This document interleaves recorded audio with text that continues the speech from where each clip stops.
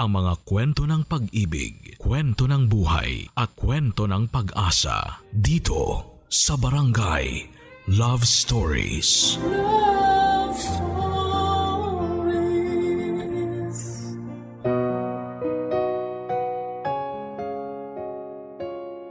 Kahit sabihin pang nasa bago na tayong henerasyon, marami pa rin sa mga bakla ang nahuhusgahan dahil sa galaw nila o dahil gusto lamang ng iba.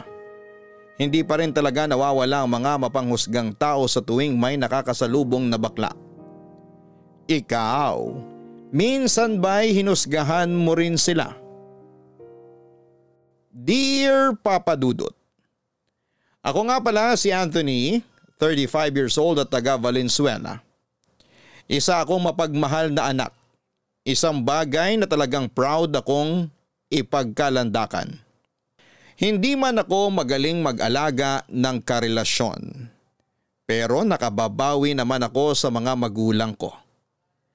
Siguro yun din ang dahilan kung bakit hindi ako nagkaroon ng pangmatagalan na karelasyon. Kasi nakafocus ako lagi sa mga magulang ko. Matatanda na rin kasi ang mga magulang ko, lagpas 60 years old na sila. At wala na akong ibang hangad, kundi ang makasama pa sila sa mga huling taon ng kanilang buhay. Lahat ng gusto nila ay binigay ko.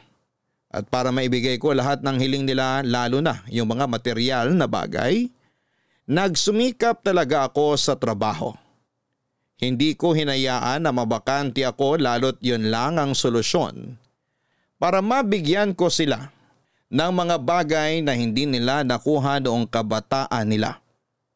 Kaya lang ay hindi ko rin nasulit ang pag-aabot ng lahat ng kailangan nila.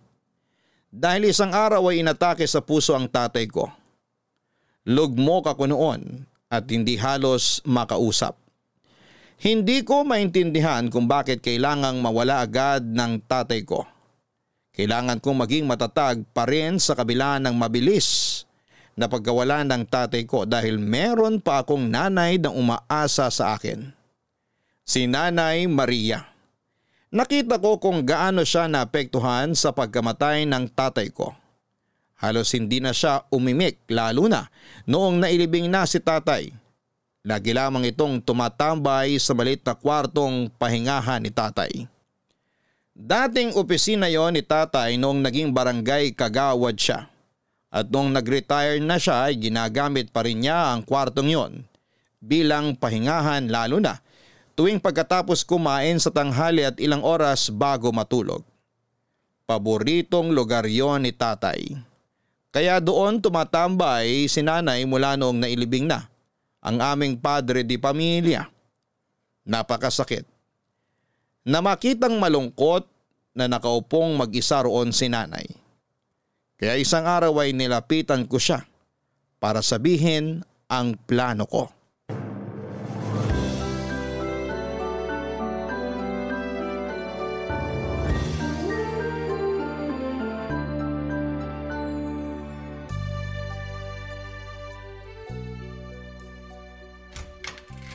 Nay? Anthony, anong ginagawa mo rito? May kailangan ka ba? Kanina pa kasi kita hinahanap. Akala ko lumabas ka ng bahay. Alam mo namang hindi ako palalabas. Sa kahapon na rin ayokong abutan ng dilim sa daan. Dati naman lagi kayong lumalabas ng ganitong oras para maglakad-lakad sa plaza. Noon lang yon, nung nabubuhay pa ang tatay mo. Pwede pa rin naman nating gawing dalawa yon. Gusto nyo ba maglakad ngayon doon? Matagal pa naman bago dumilim. Hindi na. Gusto ko lang maamoy kahit konti ang tatay mo. Kahit papano, mayroon pa ring natitirang amoy mula sa pabango niya. Alam mo anak, ayaw na ayaw ko talaga yung amoy ng pabango ng tatay mo dati. Ang sangsang ng amoy, hindi ba? Pero ngayon, wala akong ibang gustong maamoy sa mundong ito, kundi ang pabango niya. Nakakatawa naman talaga ang buhay, ano? Siguro ayos na rin na hindi natin maamoy ang pabango ni tatay para mas mabilis na natin siya makalimutan. Hindi natin pwedeng kalimutan ang tatay mo. Mali lang po atang pagkakasabi ko, pasensya po. Ang ibig ko lang pong sabihin, mas magiging madali na makamove on tayo sa pagkamatay ni tatay kapag mababawasan yung bakas niya rito sa bahay. Parang hindi ko naman kaya yan, Anthony. Gusto kong manatiling buhay ang alaala ng tatay mo sa bahay na ito. Iyon na lang ang meron tayo. Ayoko lang kasi makita na lagi kayong malungkot at namimiss si tatay. Kasi kahit ako nahihirapan. Doble pa nga dahil wala na si tatay tapos hindi ko na ulit nakikita yung dating sigla nyo. Pasensya ka na anak ha. Hindi ko pa lang siguro kasi matanggap na iniwan na tayo ng tatay mo. Parang kahapon lang kasi kasama natin siya. Parang nakikita ko pa kung paano mo siya pagsabihan kapag nasusobrahan sa sigarilyo niya. Natatawa na nga lang ako sa inyong mag-ama eh. Hindi ko alam kung sinong kakampihan sa inyo kasi pareho kayong matampuhin. Naalala ko nga rin po kung paano nyo siya sinusuyo pagkatapos nyo siyang sawayin dahil sa sobrang pagkain ng karne o kahit sa pagsusugal dyan sa kanto. Ang tatay talaga kahit kailan. Piso lang naman daw yung pinansusugal niya. Dapat daw hindi tayo magalit kasi napulot lang naman daw niya yung piso. Sinungaling ang tatay mo. 5 piso ang madalas niyang pinansusugal at kinukuha niya yun sa baso riyan sa altar. Pati pera ng santo pinansusugal niya. Sa langit na siguro siya mapagsasabihan tungkol dyan sa pagsusugal niya. Nako, mamimiss ni tatay yung makahawak ng piso o 5 piso sa sugalan. Ang Arturo ko. Kahit matigas ang ulo ng tatay mo, mahal na mahal ko yon. At nakita ko naman po yun. At sana alam niya yon kung nasaan man siyang panig ng langit ngayon. Nay? O ano yon? Sana wag niyong masamain tong plano ko. Naisip ko lang kasi na buhayin muli tong opisina ni tatay. Lalagyan ba natin ng dekorasyon? Paano? Walang magiging dekorasyon, Nay. Pero bala kong ipaupat tong opisina ni tatay. Gagawing tipikal na kwarto para may tatao pa rin. Sa tingin nyo? Paano ang gamit ng tatay mo? Pwede nating paghatian. Merong ilalagay sa kwarto ko at sa kwarto nyo para hindi pa rin natin ramdam na nawala si tatay kapag nasa tabi lang natin yung mga gamit niya. Sa tingin nyo? Gusto ko yung naisip mo. At meron akong pwedeng ipasok dito para umupa. Matagal ko na siyang kilala. Ang bilis ah. Maganda nga na matagal nyo nang kakilala para madaling mapagkatiwalaan tsaka para nakakasama nyo rin dito lalo kapag nasa trabaho ako. Sino po ba yan? Si Bebang bakla. Kababata namin ang tatay mo. Nakita ko siya bago mamatay ang tatay mo. Naghahanap nga siya ng matutuluyan eh. Bebang bakla? Parang pamilyar. Oo, nakakasama na natin siya nung bata ka pa lang. Kaya lang lumipat kasi siya sa Cebu eh.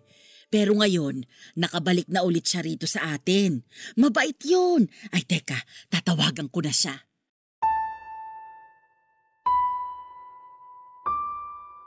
Bebang bakla. Oo, bigla ko siyang naalala. Pero bata pa lamang kasi ako noong huli ko siyang nakasama.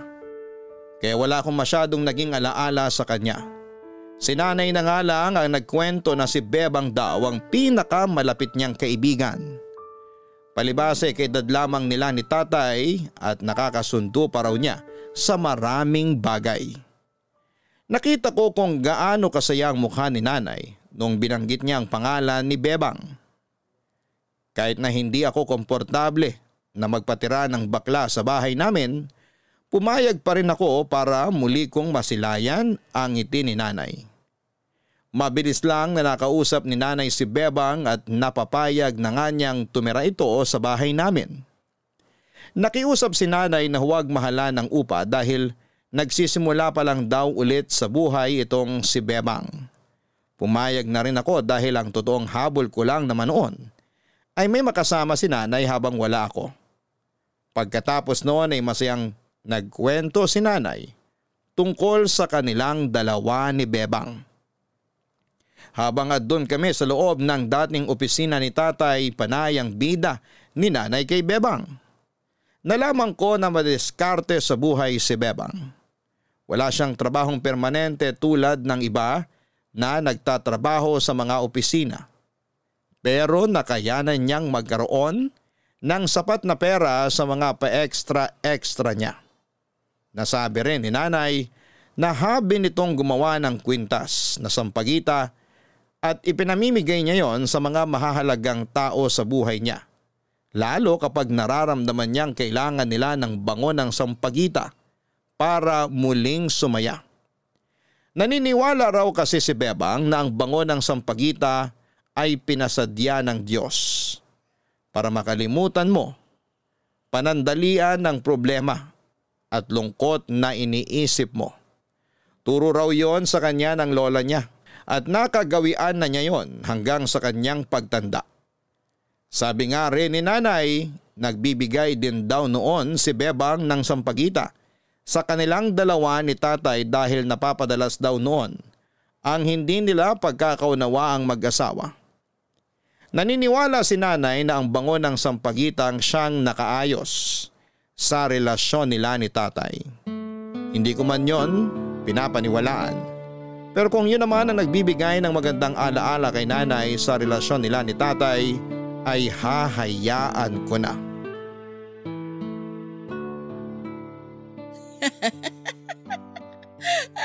Ngayon lang ulit ako tumawa ng ganito, Bebang. Ikaw talaga, huli mo pa rin ang kiliti ko. Halos hindi na ako makalakad pa uwi kanina. Nako, paghandaan mo na ang kabag mo sa mga susunod na araw. Hindi talaga kita titigilan na patawanin hanggat hindi sumasama ang timpla ng tiyan mo. Gagapang ka talaga sa daan. Oh, nandito na pala si Anthony. Sakto lang ang uwi natin. Anak, andito na si Bebang. Hi, Anthony. Hi. Bebang na lang ang itawag mo sa akin. Kahit wag ng tita Bebang. Wala naman po akong balak tawagin kayong tita. Ay, suplado ha? May nagmana kay Arturo. Pero ang mga mata, kuwang-kuwa ang sayo, Maria. Sabi ko naman sa'yo, kung itsura lang ang basehan, parang ako lang ang gumawa riyan kay Anthony. Parang walang ambag si Arturo, maliban sa nakasanayang pagsusuplado ng anak kong yan. Huwag kang mag-alala, Anthony. Sanay ako sa mga suplado. Gusto ko pa nga mga ganyan kasi challenging. Charot. Nakita niyo naman po siguro ang kwarto niyo, no? Huwag mo na akong pinupo. Kasi hindi naman nagkakalayo ang edad natin. Ano bang hindi? Tayo ang magkalapit ng edad, Bebang. Napakalayo ng edad mo sa anak ko. Ba't ambisyosa ka? Ito naman, sinasaktan pa ako. Hindi na lang umuo. Alam ko namang matanda na ako. Pero dapat kapag kaharap ko si Anthony, magmumukha lang kaming friends. Yung kwarto niyo pala, walang sariling banyo yon. Ayos lang po ba? Ilang hakbang lang naman sa kaliwa at banyo na. Ayos lang yon. May baon naman akong dilaw na arenola. Pwede kayo makigamit kapag nagkatamaran ng lumakad papunta sa banyo. Ikaw talaga, Bebang. Nagawa mo pang ibida ang dilaw na arinola mo sa anak ko. Ang panghi pa naman nun. Hoy, hindi yun mapanghe ha. Binababaran ko yun ng pinakulo ang sampagita tuwing pagkatapos gamitin, no? Yung renta pala tuwing katapusan. Napag-usapan niyo naman ni nanay kung magkano lang ang bayad, hindi po ba? Libre ng kuryente at tubig. Basta tutulungan niyo lang din si nanay na maglinis dito sa bahay paminsan-minsan. Alam mo, Anthony, parang ramdam ko na ang cold mo sa akin. Parang ayaw mo akong patirahin dito. Parang lugi ka ba sa renta? Pagod lang ako sa trabaho. Biyernes po kasi ngayon at napasabak pa sa matinding traffic kanina. Babawi na lang ako sa kwentuhan sa susunod. Maganda yan. Gusto talaga kitang makakwentuhan. Alam mo bang nasa pitaka ko pa ang picture nyo ng nanay mo? Naitago mo pa pala ang picture namin ni Anthony?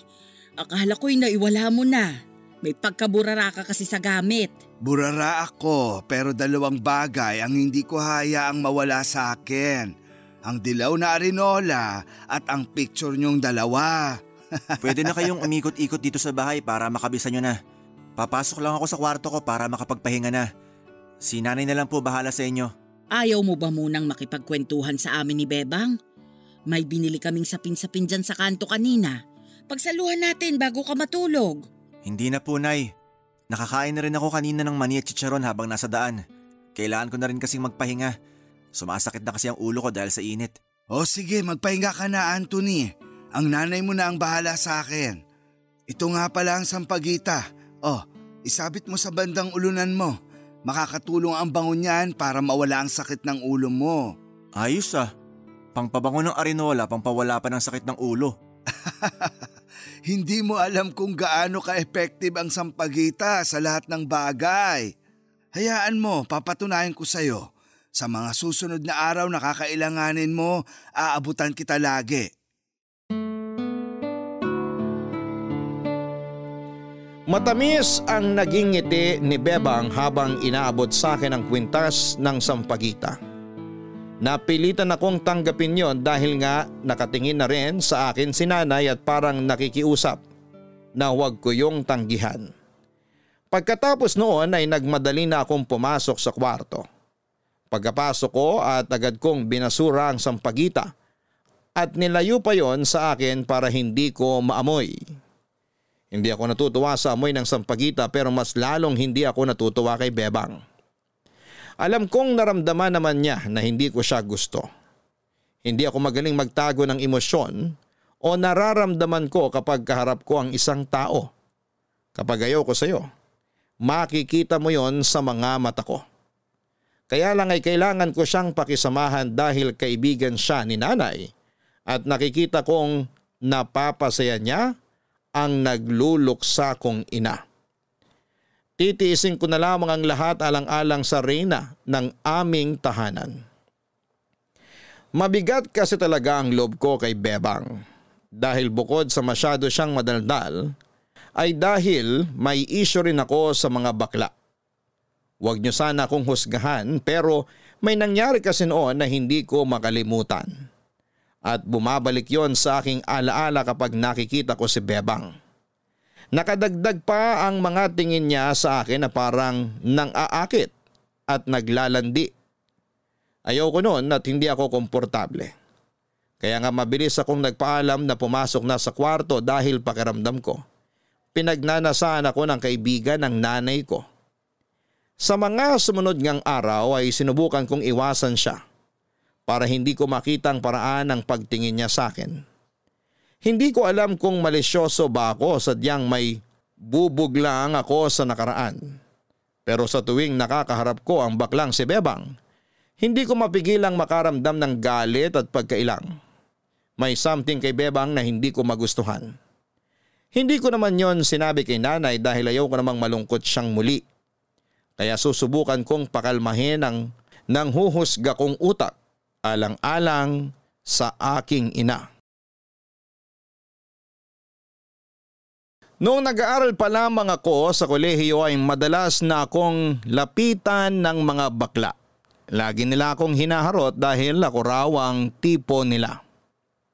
Natatakot ako noon sa kanila, lalo't pinipilit nila noon ang sarili nila sa akin. Parang pakiramdam ko ay inaabuso nila ako. Sa tuwing ginagawa nila yon, ang dami rin nilang inaabot sa akin ng mga regalo na madalas ay tinatanggihan ko o tinatapon kapag hindi sila nakatingin. Ako nga ang binansagang baby ng mga bakla sa aming campus. Hindi yun nakakatuwa para sa akin lalo't madalas akong natutukso ng mga kaibigan ko dahil doon. Kaya ang bilis lang mag-init ng ulo ko sa tuwing nakikita ko sila. Kahit nga yung mga padaan-daan lang, ay naiinis pa rin ako dahil naaalala ko kung gaano naging pasakit para sa akin ang kolehiyo ko dahil sa kanila. Parang parte na ng buhay ko ang makasalamuha sila. Hindi ko alam kung bakit naging ganon ang sitwasyon ko. At sa pagdating nga ni Bebang sa buhay namin ni nanay, parang nauulit na naman ang pangyayaring yon sa akin noong kolehiyo pa lamang ako.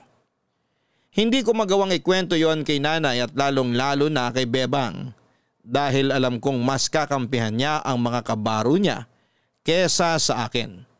Pinilit ko na kasing ibaon yon sa limot dahil nga matagal na rin naman yon, Papa Dudut.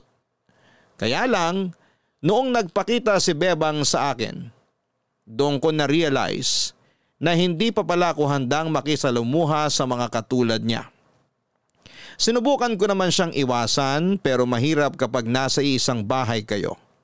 Araw-araw at oras-oras ay nakikita mo siya. Wala kang takas talaga. Tulad na lamang noong isang umaga, nadatnang ko siyang naghahanda ng almusal para sa amin.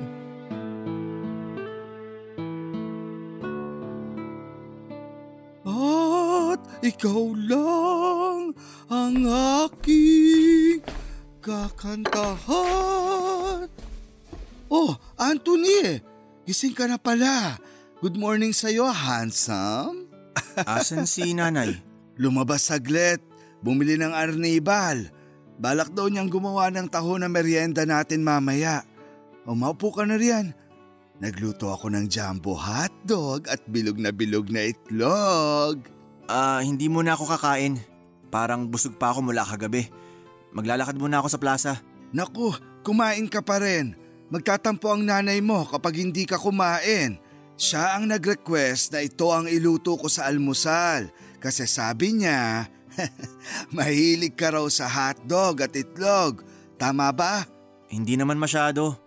OA lang ang pagkakasabi ni nanay. Magkakape na lang ako. Huwag mo na ako ipaganda ng almusal. Sa inyo na lang yan ni nanay. O sige, bahala ka. Sayang lang tong hotdog na niluto ko.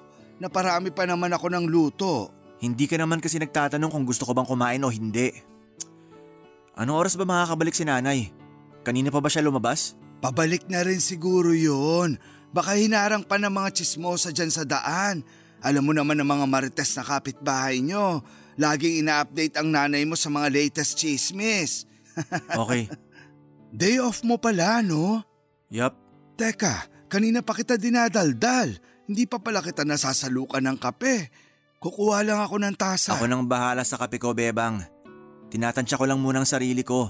Kakabangon ko pa lang kasi. Hayaan mo lang ako. Parehas talaga kayo ng tatay mong si Arturo. Suplado lagi tuwing kakabangon lang sa umaga. Hindi naman ako ganito palagi. Ngayon lang. Dahil ba sa akin? Mukha naman.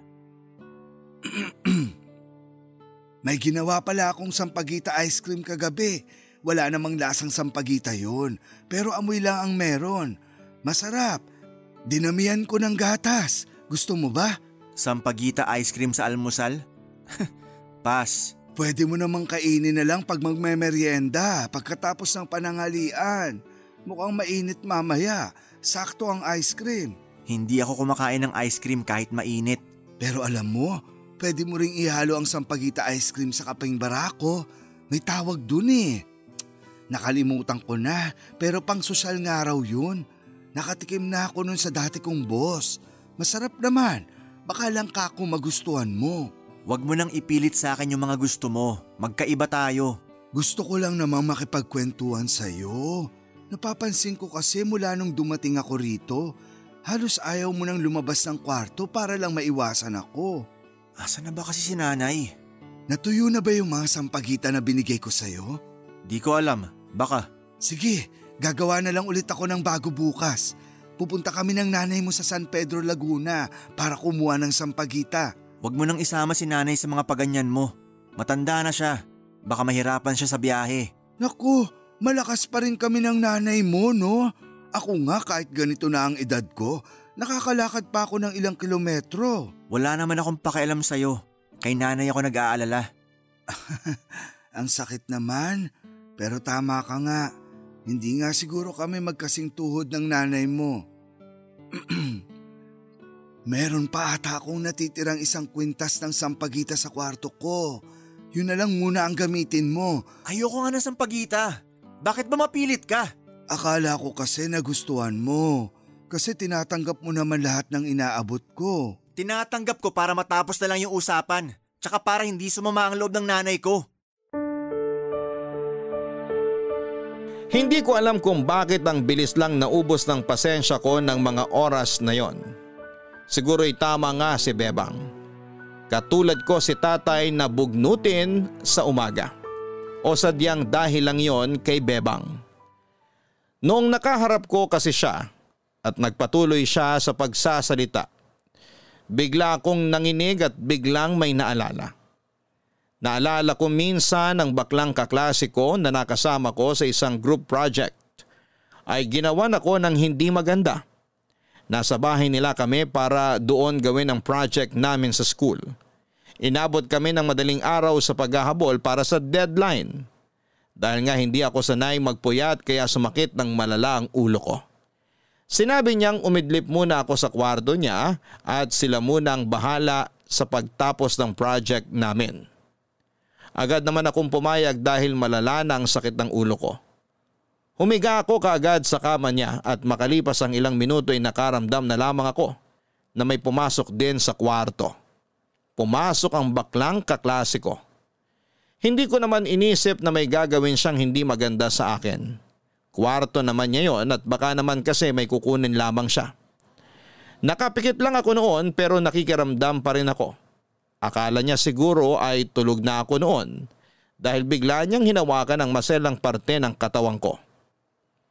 Hindi ako nakagalaw dala ng pagkabigla at takot. Matagal niyang hinawakan ang parte kong yon. At hindi pa sana siya titigil kung hindi lang biglang kumatok ang isa naming kaklase para tawagin siya. Dahil nagkaroon ng problema sa banyo nila. Mabuti na lang at parang niligtas ako ng anghel ko ng mga pagkakataong yon. Hindi ko na muling kinausap ang baklang yon. Pero hindi ko pinahalata sa kanya na alam ko ang ginawa niya sa akin. Buong akala kasi niya ay tulog ako at hindi ko naramdaman ang paghawak niya. At hindi niya alam, hanggang ngayon ay parang ramdam ko pa rin ang kababuyan niya sa akin. Sino yan?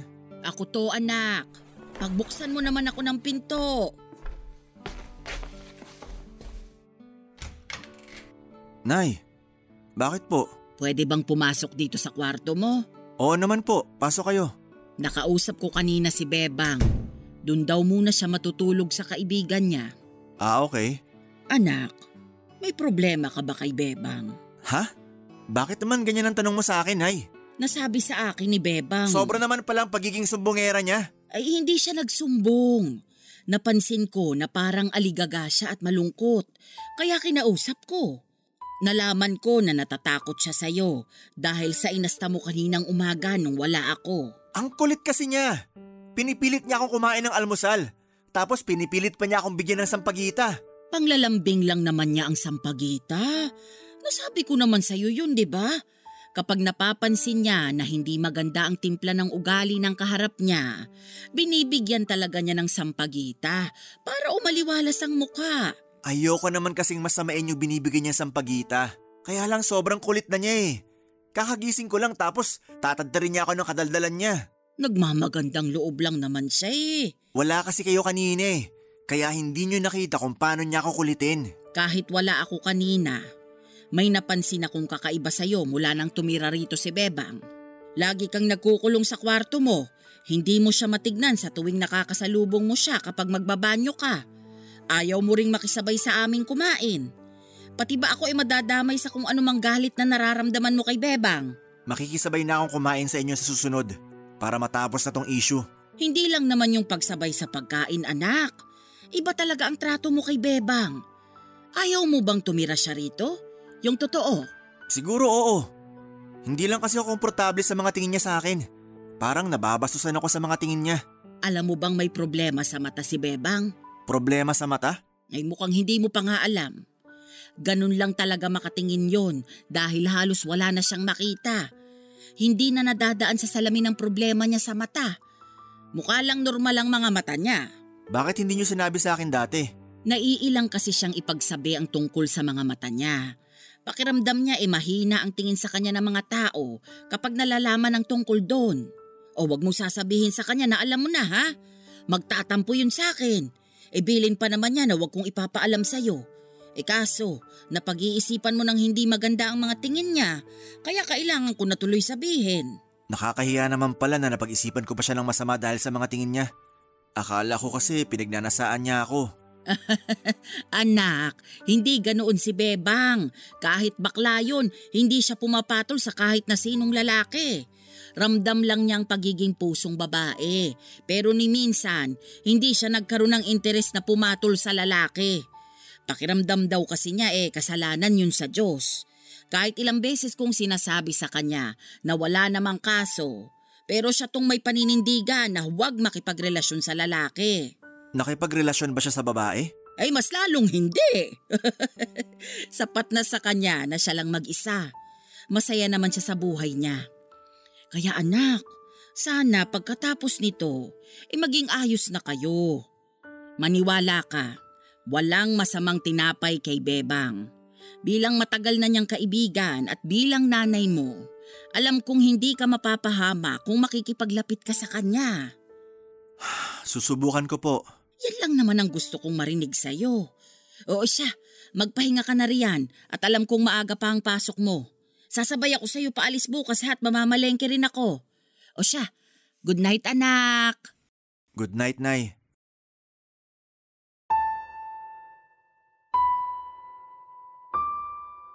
Pagkalabas ni nanay ng kwarto, agad kong sinarado ang pinto. Napatingin ako sa basurahan malapit sa pintuan at nakita ko roon ang natuyo ng sampagita na ibinigay ni Bebang. Sa tuwing nag-aabot siya sa akin ng sampagita, sinisigurado kong diretso yon sa basurahan. Nang mga oras na yon ay nakonsensya ako dahil sa mga nalaman ko tungkol sa kanya. Tinakpan ko na lamang agad ang basurahan para makabawas sa nararamdaman kong guilt. Hindi ako kaagad nakatulog. Panay ang lipad ng isipan ko sa naging interaksyon namin ni Bebang. Nakaramdam ako ng awa sa kanya sa sitwasyon niya. Pero hindi ibig sabihin noon ay buo na ang tiwala ko sa kanya. Ayoko pa rin basta-bastang magtiwala dahil sa mga napapansin kong galaw niya at base na rin siyempre sa mga naranasan ko noon sa mga katulad niya. Maya-maya pa ay napagod na rin ang isipan ko at hinila na ako ng antok. Sa pagkakatulog ko ay dinalaw ako ng isang panaginip. Isang panaginip kung saan ay kasama ko raw si Bebang. Magkahawak daw kami ng kamay at naglalakad kung saan. Panay daw ang haplos niya sa akin at wala akong magawa. Ramdam ko noon ng takot pero hindi ko magawang umalis sa pagkakahawak sa kanya. Para raw niya akong ginayuma at kahit ayokong kahawak kamay siya, ay para bang dumikit na ang balat ko sa kanya. Sa isip ko ay panay ang sigaw ko lalo na kapag nakikita ko ang kakaibang tingin at ngiti niya sa akin. Hanggang sa bigla na lang akong magising dahil sa pagyugyog ni nanay sa akin. Binabangungot daw ako at agad na pumunta si nanay sa kwarto para gisingin ako. Niyakap ko si nanay dala ng matinding takot. Malakas pa rin ang kabog ng dibdib ko. Panay ang tanong niya kung ano ba ang napanaginipan ko pero hindi ko magawang sabihin sa kanya. Sinabi ko na lamang na parang may dumadagaan sa dibdib ko. Sinamahan na lamang ako ni nanay na magdasal para hindi na maulit ang napanaginipan ko. Pagkatapos noon ay iniwan na ako ni nanay sa kwarto at bumalik na kaming muli sa pagtulog. Pero hindi ko na maipikit ang mga mata ko sa takot na baka kapag ginawa ko yon, makita kong muli si Bebang papadudot. Hindi ko man gustong makasama sa bahay si Bebang. Wala naman akong magawa papadudot.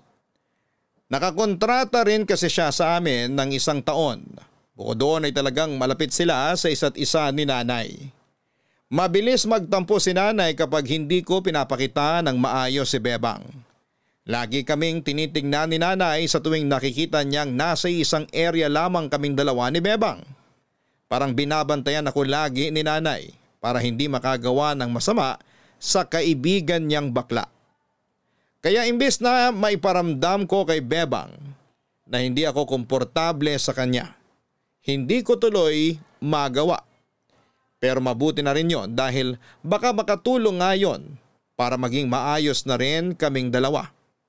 Ang laki talaga ng impact ni Bebang sa pag-move on ni nanay sa pagkamatay ni tatay. Muli ko na naman siyang nakitang masaya at lumalabas ng bahay. Sa tulong lamang yon ni Bebang, doon ko naintindihan na mahal ni nanay ang kanyang kaibigang bakla. Ganon nga siguro talaga kalalim ang pinagsamahan nilang dalawa. Gumaan din ang pamimigat ng bulsa ko dahil sa bayarin dahil malaking tulong ang upa ni Bebang sa amin. Bukod pa roon ay madalas din ay siya na ang bumibili ng hapunan namin kahit na hindi sabihin. Kapag siya ang bumibili ng pagkain namin ay hindi na lang din ako kumakain. Baka kasi magamit sa akin yon balang araw. Ayoko pa naman yung sinusumbat sa akin ang mga tulong nila. Minsan nga kapag malaki rin ang kita niya sa mga sideline niya, binibilhan niya ako ng mga pwede kong magamit tulad ng deodorant, hair wax, medyas o shampoo. Kahit sabihin kong wag na niyang gawin yon dahil kaya ko namang bumili. Pero mapilit siya at sinasali pa rin niya yon sa listahan niya ng bibilihin. Sinabi ni nanay na hayaan ko na lang dahil mahilig lang daw talaga si Bebang na bumili ng gamit para sa mga malalapit sa kanya.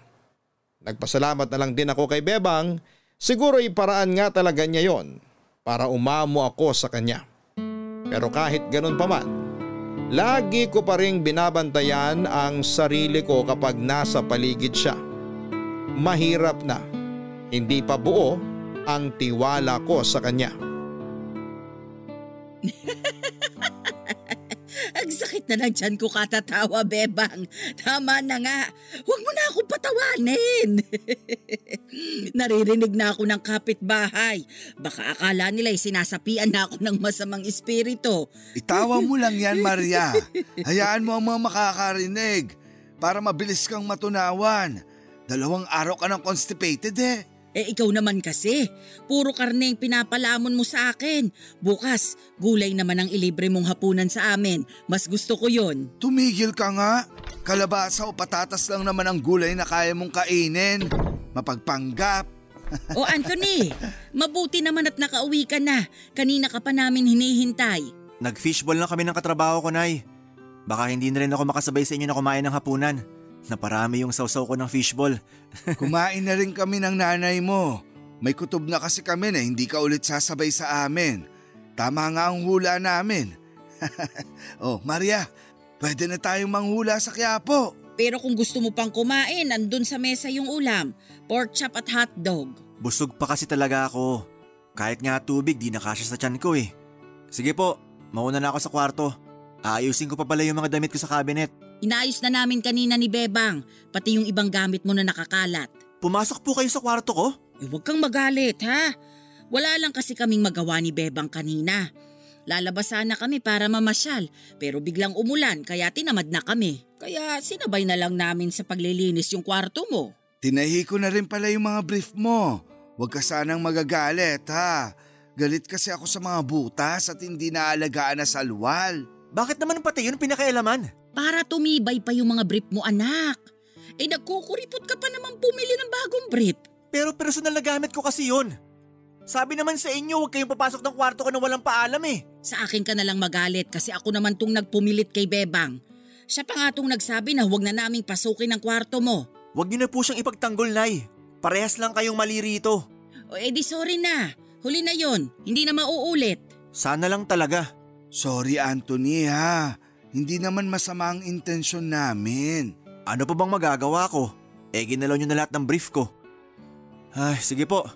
Papasok na ako sa kwarto ko para magpahinga. Anak, samahan mo muna kami rito ni Bebang sa sala. Ang tagal na kasi nung huli kitang nakasama eh. Wala ka namang pasok bukas, diba? Oo nga Anthony.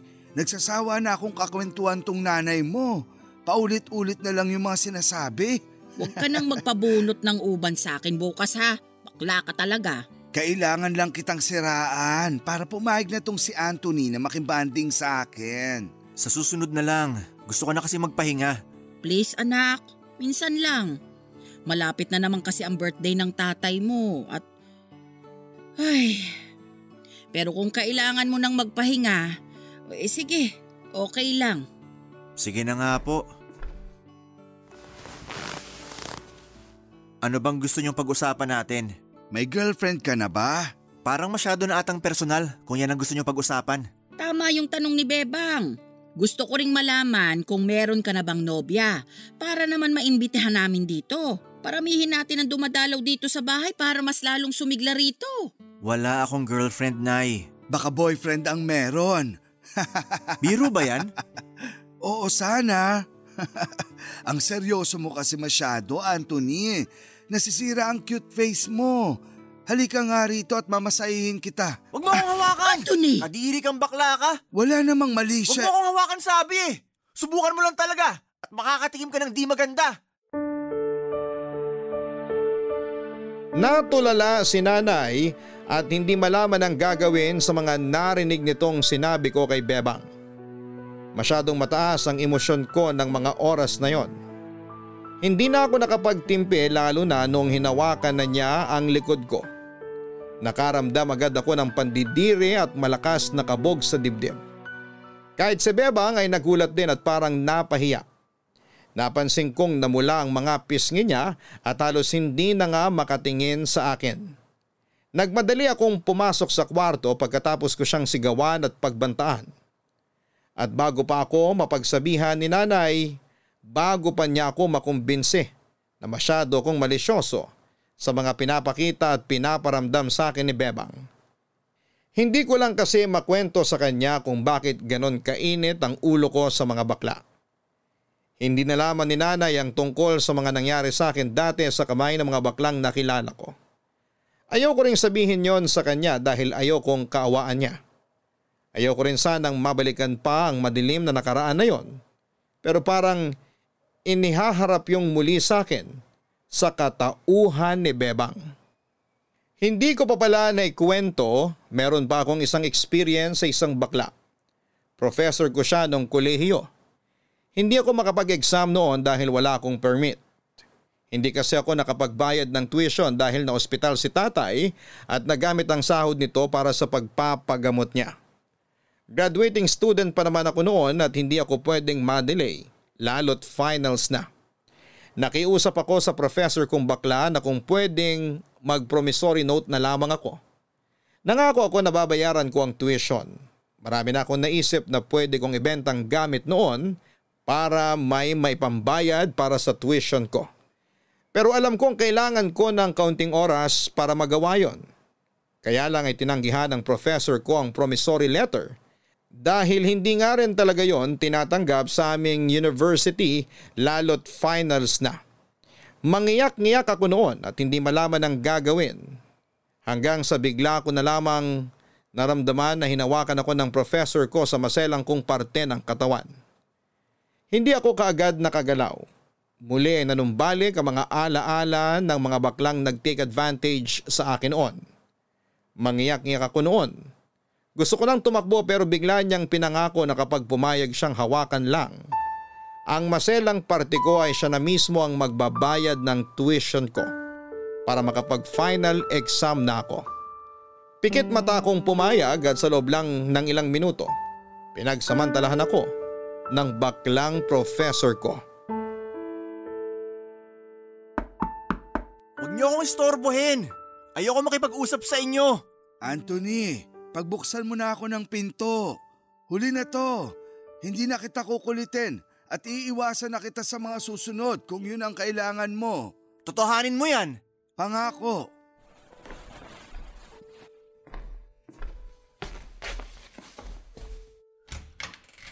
Ano pa bang kailangan mo? Mag-usap tayo. Walang sigawan, walang dirihan.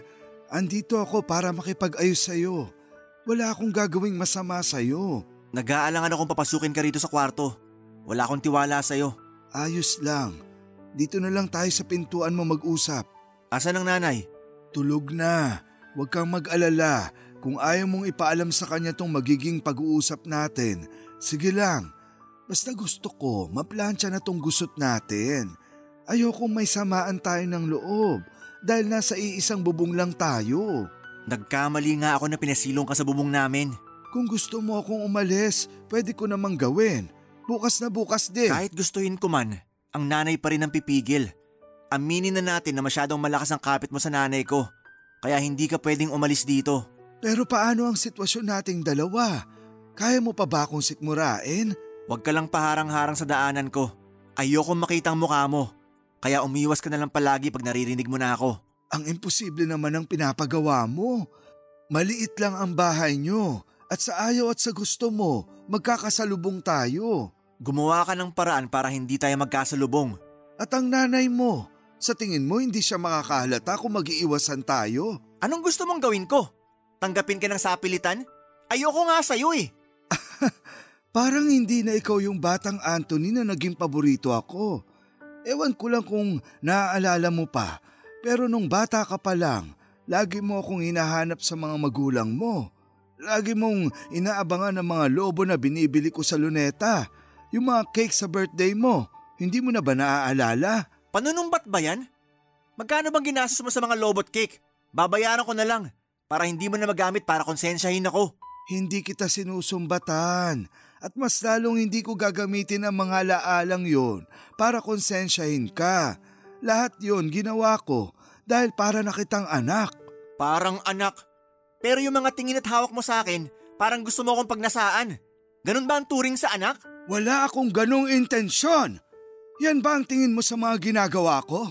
Pati ako kinikilabutan na ganyan ang iniisip mo sa akin. Hindi ko gagawin yan sa anak ng matalik kong kaibigan. Hindi ako nakapagtapos ng pag-aaral, pero may dignidad pa rin ako, Anthony. Minamanipula mo ako para maniwala sa mga sinasabi mo. Hindi ako magtitiwala sa'yo kasi bakla ka. Salot ka! Bakit maramdam ko galit na galit ka sa pagiging bakla ko? Hindi lang sa'yo. Galit ako sa lahat ng baklang katulad mo. Mga mapagsamantala. Mga demonyo. Anthony, hindi lahat ng bakla masama. Saan ba nanggagaling yan? Katulad mo rin sila. Pagsasamantalahan ako sa mga panahong mahina ako. Anong ibig mong sabihin? Anong ginawa nila sa'yo? Sino sila? Sabihin mo sa akin at igaganti kita. Sinabi ko nang huwag. Huwag nila akong hawakan. Huwag nila akong akitin. Huwag. Hindi sila nakinig. Alam nila kung kailan ako mahina. Alam nila kung kailan wala akong magawa. Alam nila na ako yung pwedeng targetin kasi kaya kong manahimik. Nakahanap sila ng tiyempo para ituloy yung gusto nilang mangyari. Pero hindi naman dapat yun, di ba? Masama yun, di ba? Pero bakit ginawa pa rin? Bakit tinuloy pa rin? Anong ginawa ko para malasin ako sa kamay ng mga baklang demonyo na yun? Anthony, hindi ko alam na… Nakuha mo na ang sagot na kailangan mo. Alam mo na kung bakit galit ako sa iyo at sa mga katulad mo. Kasi sa paningin ko, pare-parehas lang kayo. Lalapain niyo ako dahil alam niyong mahina ako. Matapos kong sabihin kay Bebang ang lahat ay bigla akong nanghina. Hindi kinayang suportahan ng mga tuhod ko ang bumibigat na emosyon sa dibdib ko. Napaupo na lamang ako at napasandal sa pintuan. Doon ay paimpit akong umiyak at bigla naman akong sinalo ni Bebang. Sa unang pagkakataon ay hindi ko naramdaman na may pagnanasa ang mga hawak niya. Parang pakiramdam ko noon ay safe ako sa mga braso niya. Umiyak ako, umiyak siya. Hinayaan niyang mabasa ang mga braso niya sa mga luha ko. Hindi niya ako pinatahan. Hinayaan niya lamang na maubos ang sakit sa pamamagitan ng pag-iyak. Gumaan ang pakiramdam ko pagkatapos.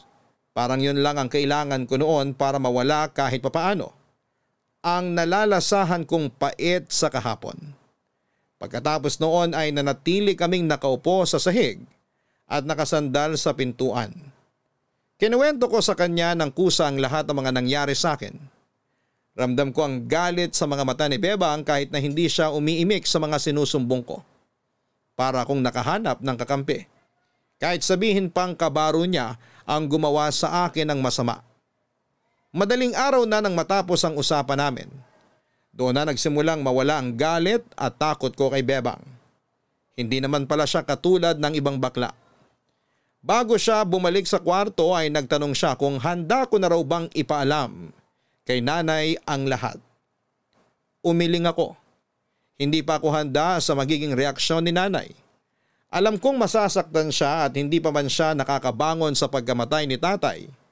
Kaya ayaw ko nang dagdagan pa ng panibagong magpapabigat sa kanyang mga paa. Tumango naman si Bebang at naintindihan niya ako. At pinangako sa akin na hindi niya ipagsasabi ang mga inamin ko sa kanya. Pagkatapos noon ay umalis na siya at sa unang pagkakataon ay hindi na ako natatakot matulog at managinip ng masama tungkol sa mga bakla. Lalo na kay Bebang. Naging magaan ang pagtulog ko.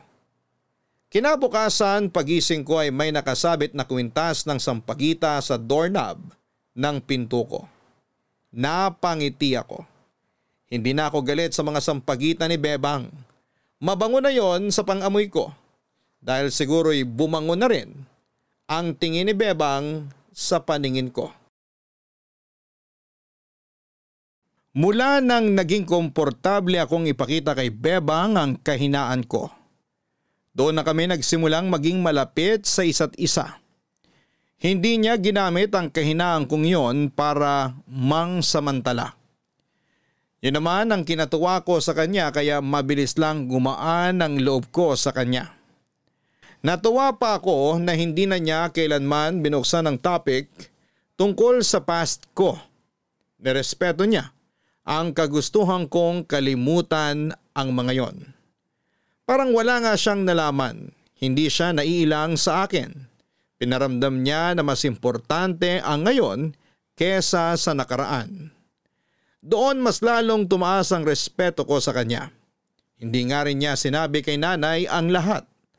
Alam kong balang araw ay sasabihin ko rin yon sa nanay ko pero iniwasan kong sabihin yon. Sa mga panahong mahina rin siya. Alam kong bilang isang ina ay ikakagalit niya yon at baka hindi pa maging maganda ang gawin niya kapag nalaman niya ang lahat. Mabilis lang lumipas ang mga araw. Nakaisang taon na si Bebang sa bahay namin. Wala siyang palya sa pagbabayad ng upa, siya pa nga itong nagsabi na taasan ko na raw ang renta dahil masyadong mura ang pasa ko sa kanya. Pero hindi ko naman yon pinatos dahil para sa akin. Para na siyang pamilya. Kung kaya ko lang talaga baka hindi ko na siya pag-upahin pa. Lalo't marami na siyang naitulong sa bahay namin. Sa mga gawaing bahay pa lamang ay sulit na. Hindi rin kasi makapag-ayos si nanay sa bahay dahil humina agad ang mga buto niya. Mabuti na lamang at si Bebang kahit papaano ay batak pa rin sa pagtatrabaho kahit maliit na bagay sa kanya ang paglilinis at pagbubuhat ng mabibigat kahit matanda na ito. Hindi rin pumalya ang pagbili niya ng ulam namin isang beses sa isang araw. Kahit ilang beses ko na siyang pinigilan. Wala pa rin talaga. Sabi niya ay gano'n na raw siya dati pa, maski na sa mga dating inupahan niya. Anthony, nakagawa ka na ba ng kontrata sa renta ko rito? Para saan pa? Forever naman kitang i-renew dito. Hindi na kailangan. Para lang legal ang lahat. Para namang illegal na paupahan tong bahay namin. Gusto ko lang din maramdaman na isa akong strong and independent tenant. Charot. Sobra nga ang pagiging strong and independent mo eh. Bilib nga ako sa'yo. Lalo na yung mga kwento tukol sa'yo ni nanay nung mga bata pa lang kayo. Alin doon? Yung nangongolekta ako ng kaning baboy para ibenta sa mga may alagang baboy sa lugar namin? O baka nakwento ng nanay mo yung tungkol sa pagbabantay at paglilinis ko sa mga puntod tuwing huling linggo ng Oktubre? Uy, ngayon ko lang nalaman yan ah. Ang galing. Ano bang nakwento sa'yo ng nanay mo tungkol sa akin? Sabi niya sa akin, nangangatulong daw kayo sa tiyuhing mayaman ni tatay noon. Ang pangbayad daw sa inyo ay pudding at juice para may mabaon kayo sa eskwelang magkakapatid.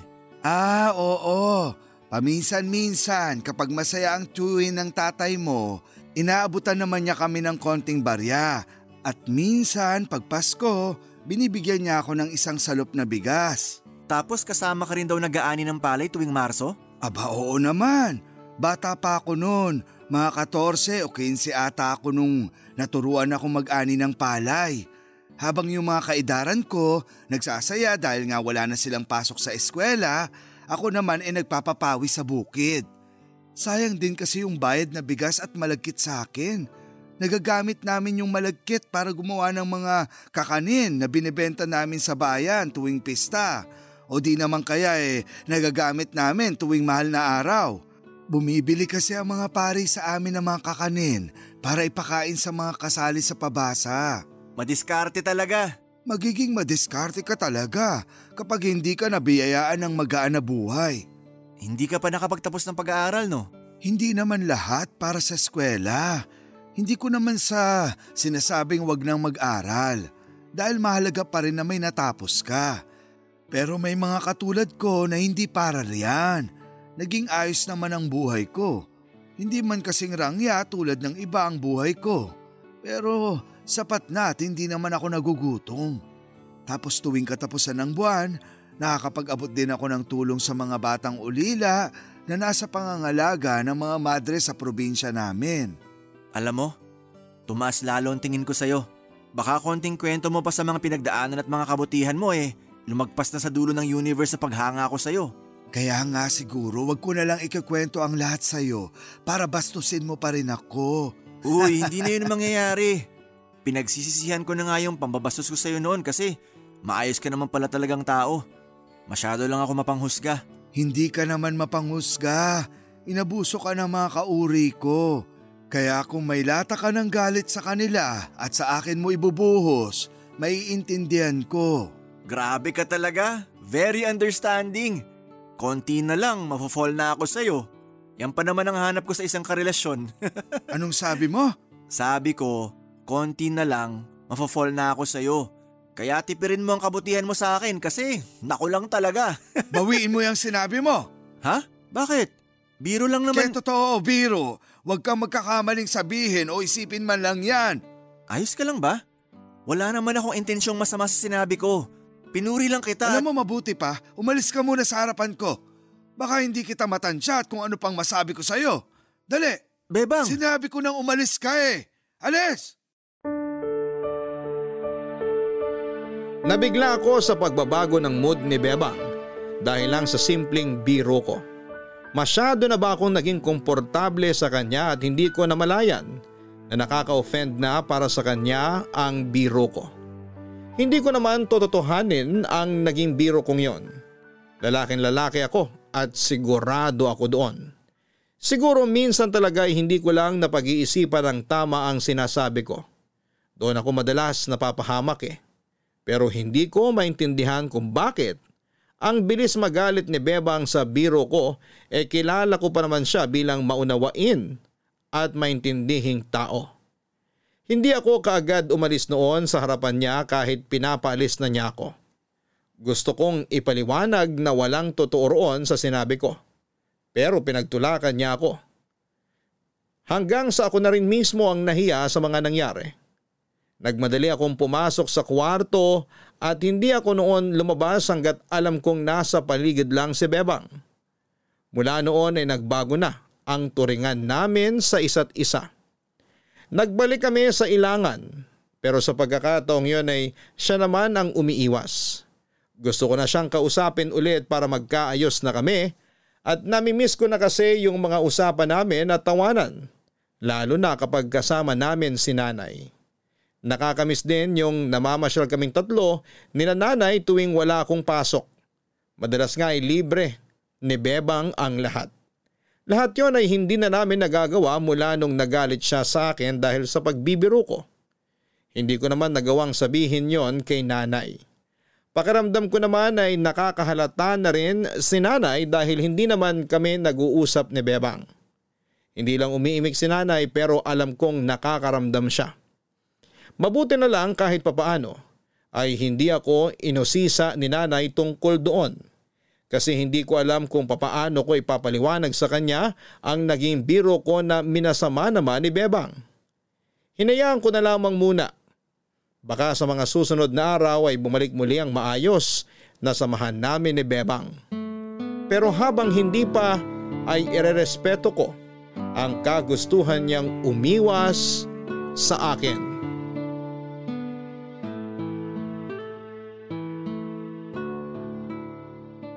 Bebang, sa Lunes daw walang pasok si Anthony. Ano kaya kung lumabas tayong tatlo? Ang tagal na nung huling beses na namasyal tayo Nako, may racket ako sa Lunes. Ah, ganun ba? Sa day off na lang ni Anthony kaya? Alanganin din ako noon. May dadalawin ako Sino? Basta, nakilala ko rin sa isang racket. May iba ako. Masasamahan mo ba ako bukas na kumuha ng sampagita sa San Pedro, Laguna? Mag-aalay kasi ako ng sampagita sa simbahan sa linggo. Mas maganda kung kasama natin si Anthony na pumunta sa Laguna para kumuha ng sampagita, para may kasama tayong magbitbit pa uwi. Saka alam mo naman si Anthony, mahilig sa buko pie. Isabay na rin nating magmeryenda roon bago tayo bumalik. Huwag na nating istorboy ng anak mo. Busy yun sa buhay niya, tsaka para makapagpahinga rin. Lagi pa namang pagod yun sa trabaho. Kaya naman kung tayong dalawa lang ang lalakad, mas magiging mabilis pa. Bebang, may problema ba kayo ni Anthony? Ha? Wala Ayoko lang istorboy ng anak mo sa mga personal kong lakad. Hindi naman ako tanga. Ang tagal ko nang napapansin na hindi kayo nag-iimikan ni Anthony. Hindi ko lang binabanggit kasi akala ko magkakaayos pa kayo. Pero mahigit 2 buwan na eh. Wala yun. Ganun naman talaga kami ng anak mo. Ano bang nangyari? Ay, biniro niya ako. Sabi niya, wag daw ako masyadong maunawain kasi yun daw ang tipo niyang makarelasyon. Sinabi niya yun? Ay, si Anthony talaga. Minsan hindi na pag-iisipan ng tama ang sinasabi. Kaya lagi siyang napapahamak eh. Alam ko namang wala siyang masamang ibig sabihin doon. Pero nailang kasi ako sa sinabi niyang yun. Bilang ama niya. Bilang totoong ama niya.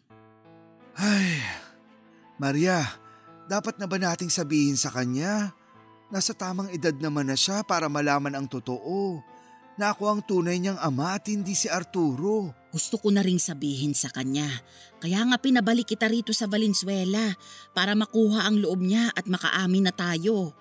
Kaya lang, unang beses pa lang na nakasama mo ulit siya, mabigat na agad ang loob niya sa'yo. Napaatras tuloy ako sa plano. Tapos nagkaayos ulit kayo. Tinuring ka na niyang kaibigan. Ang saya niyong ang tignan eh. Mas lalo tuloy akong nag-alangan kasi paano kung masira na naman ang magandang samahan ninyo kapag nalaman na niya ang totoo. Naiintindihan kita. Pangit o maganda man ang sitwasyon, hindi ganun kadaling umamin. Hindi tayo makakasiguro kung matatanggap niya. Lalo na kapag nalaman niyang niloko natin ang tatay niyang si Arturo. Hindi niya yun matatanggap. Isang beses lang naman yun. Isang pagkakamali. Pero nagbunga ang pagkakamaling yun. Itago na lang natin habang buhay ang sikretong to. Tayong 2 lang naman ang may alam. Hindi naman masama minsan na magsinungaling kung yun ang ikatatahimik ng lahat. Tama ka nga siguro. Mahigit 30 taon ko na rin namang itinago ang sikreto natin. Hindi na mahirap na ituloy pa to. Basta't makikisama ka. Huwag kang madudulas kahit anong mangyari. Paano kaya kung umalis na lang ako rito? Para makaiwas ako na madulas sa kanya. Ipagpatuloy mo na lang siguro ang pag-iwas sa kanya. Hindi mo naman kailangang umalis. Maigi na masubaybayan mo pa rin ang anak natin kahit hindi kanya makilala bilang tunay niyang ama. O kaya, kilalanin na lang din niya akong isang ina. Joke!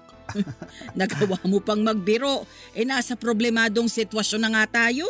Kung hindi ako magbibiro, mas lalo lang ako masasaktan. Maria, mula nung nakasama ko ulit si Anthony, hindi mo alam kung gaano ko kagustong may pagsabi sa iba na may anak akong binata na mabait at mapagmahal sa magulang. Wala kang pagsasabihan na anak mo ko dahil hindi ikaw ang tatay ko! Anthony! Magpapaliwanag kami! Hindi niyo na kailangan magpaliwanag. Narinig ko na lahat. Hindi ko tanggap ang pagkatao mo noon at sana hindi na rin kita tinanggap ngayon. Anak, huwag ka namang magsalita ng ganyan sa tatay mo. Isa ka pa, Nay! Hindi ako makapaniwala na nagawa mong lokohin ng tatay para sa baklang to! Hindi namin yun sinadya. Biktima lang din kami. Ganyan naman lagi sinasabi ng mga tao nagloloko sa mga karelasyon nila. Puro hindi sinasadya. Mga pa-victim! Ito ang totoo, Anthony. May nakakilala kami ng nanay mo noon. Akala namin mga kaibigan sila. Pinagamit nila kami ng bawal na gamot nang hindi namin nalalaman. Hanggang sa pinaglaruan nila kami at pinilit na may mangyari sa amin ng nanay mo. Lahat na lang sisisihin nyo, no? Bakit hindi nyo magawang sisihin ang mga sarili nyo? Kayo ang nagdesisyong sumama sa mga ganong klaseng tao. Matagal na naming sinisisi ang mga sarili namin, anak. Kung alam mo lang talaga, nagkamali na kami noon at hindi naman na yun naulit. Iniwasan na namin ang mga taong yun, pero nagbunga nga ang pagkakamaling yun. Isa pala talaga akong pagkakamali. Ikaw ang pinakamagandang pagkakamali na meron ako, anak. Alam kong hindi magandang pakinggan, pero kinulayan mo ang buhay namin ng tatay mo. Kaya anak… Huwag mo ako matawag-tawag na anak, dahil patay ng kinikilala kong tatay.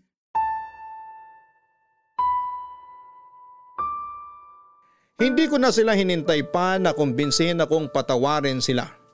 Masyado kong galit noong mga oras na yon para pakinggan ang mga dahilan nila. Para sa akin ay sapat na lahat ng narinig ko sa kanila. Siguro'y sinadya talaga ng tadhana na mapag-usapan nila ng biglaan ang katotohanan yon.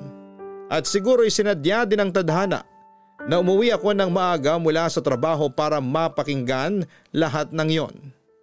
Ilang araw akong hindi umuwi ng bahay sa sobrang sama ng loob. Hindi naman nila ako hinanap at hinayaan nila ako marahil ay para mapag-isa. At nang makauwi na ako ay nag-iwan ako ng sulat kay Bebang na pinapalayas ko na siya sa bahay namin ng tatay ko. Mabuti na lang at wala siyang pinirmahang kontrata sa pagrenta niya kaya madali ko siyang mapapatalsik anumang oras ko piliin. Nang malaman ng nanay ko ang tungkol doon, sinubukan niya akong pakiusapan. Hindi raw niya gustong magkasamaan kami ng loob ni Bebang lalo't magkadugo kami. Gusto ni nanay na patawarin ko na sila ni Bebang sa nangyari dahil wala naman daw may gusto noon. Alam nilang mali na nilihim nila yon sa kinikilala kong tatay pero masyado na raw kasi akong minahal ni tatay.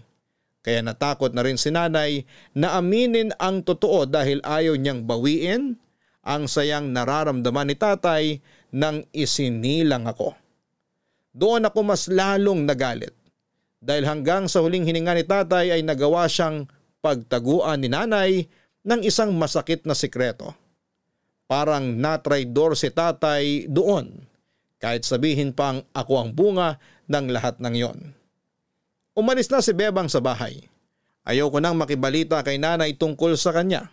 Alam kong nagkikita pa rin silang dalawa para subukang magplano kung ano ang gagawin sa akin. Tuwing Sabado ng umaga ay lagi pa rin pumupunta si Bebang sa bahay para magsabit ng sampagita sa doorknob ko. Pero hindi siya nagpapakita sa akin dahil sa takot. Ginagamit na naman niya ang sampagita para ayusin kung anumang gusot ang nagawa niya. Pero pasensya na. Hindi na yon gagana sa akin. Kahit ang pinakamabangong sampagita pa ang isabit niya sa pinto ko. Hindi yon makakaapekto sa desisyon kong tuluyan siyang burahin sa alaala ko. Hanggang dito na lamang po ang aking liham. Ako ang inyong kabarangay forever, Anthony. Masakit na pakiramdam ang mapagtaguan ng isang katotohanan na alam mong babago sa buhay mo. Isang katotohanan na pwedeng magbigay sana ng kaliwanagan sa mga katanungan mo. Pero hindi natin maiiwasan na may mga taong ititikom ang bibig pagdating sa pagbibigay sa iyo ng katotohanan. Dahil na rin sa takot na baka hindi mo yon maintindihan at makapagdulot ng espasyo sa pagitan ninyo. Pwede natin silang unawain kung kakayanin. Hindi naman kasi madaling magsabi ng totoo lalo na kung alam mong marami ang maapektuhan nito. Kaya lang, kaya mo bang tanggapin na hindi malaman yon? Anthony, hindi madali ang pinagdadaanan mo. Masakit na malaman ang katotohanan lalo kung malaking bagay ang naisaalang-alang sa iyong sitwasyon. Hindi rin madaling magpatawad, alam ko. Lalo't natagalan bago mo nalaman ang katotohanan. Sana balang araw kapag kaya mo na ay maintindihan mo kung bakit nila kinailangang gawin ang pagtatago. Mali man silang tunay sa ginawa nilang yon, pero may dahilan sila para roon. Hindi man madaling tanggapin sa parte mo pero iyon na ang nakamapa sa iyong pagkatao. Mas magiging madali ang lahat kung bibitawan ng galit. Hindi mo man kilalanin si Bebang bilang iyong ama, kilalanin mo na lamang siya bilang dahilan kung bakit mo nasisilayan ang araw sa umaga. Sana balang araw ay magawa mo yon hindi lang para sa kanya, kundi para na lang sa iyong ikakapayapa. Hanggang sa muli, ako po ang inyong si Papa Dudut sa mga kwento ng pag-ibig, buhay at pag-asa sa Barangay Love Stories number 1.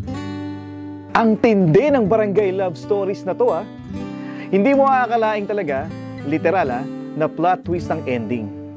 Ikaw, anong akala mong ending sana? I-share mo na yan sa aming comment section.